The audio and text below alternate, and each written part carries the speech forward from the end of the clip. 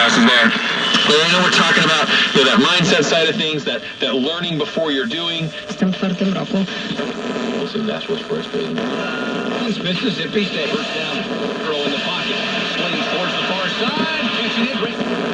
How long this expansion has gone on, right? Right. Longest on record. We hit that over the summer. And yet they're still optimistic. They're still optimistic. The data is showing more wage gains coming. There's an event. On job open. Great chance. Monopoly. To the window. I see. Anyway, so they said besides the engine noise. Down. I want one Just because we've been down. Don't mean we're out. Exactly. So I never quite got it. He's here.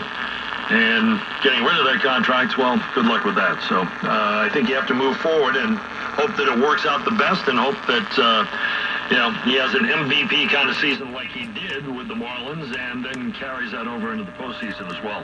Not sure he ever...